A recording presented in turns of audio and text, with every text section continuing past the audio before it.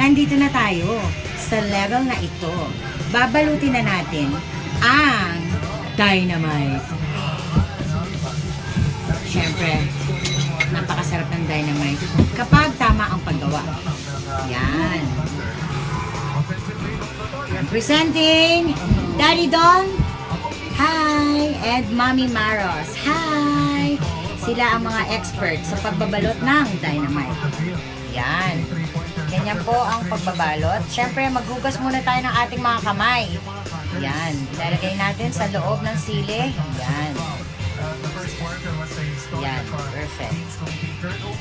Yan. Ngayon, isasawsaw sa tubig. Katulad ng ginawa ni Mami Maros.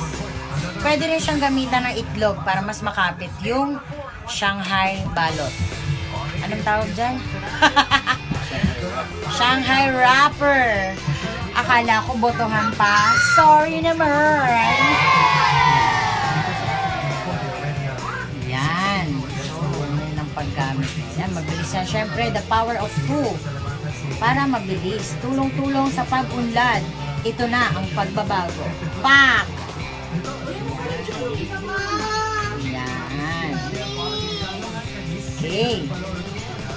At syempre, kung nandito si Mami Star, nandito rin ang Mini-Me! Hi, baby! Yan. Hello, RS! RS! Anyari? O, diba? Best actors, maliliit pa lang.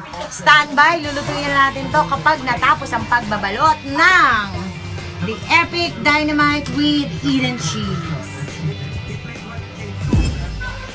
Well, andito na tayo. We are ready! Yan. So, ating iluluto na ang dynamite. Are we ready, Daddy Don? Yan. Salang na natin ang dynamite. Ay, hindi pa pala. Kasi cheese stick muna at saka Shanghai. Para hindi umanghang yung mantika natin. Yan. Unahin natin yung mga hindi maaanghang. Yan. Atin ang sinasalang isa-isa. At si Daddy Don ang nagluluto, syempre. Yan. Syempre, gusto niyo namin magpasalamat sa aming... What's this, Daddy Don? Lazy Pad. Yan ang nag-hold ng aming lighting para maganda yung mga ilaw-ilaw namin, of course. Diba? Yan. Nagpapasalamat ako sa aking kapatid sapagkat pumayag siya na dito namin i-cover ang paggawa ng dynamite.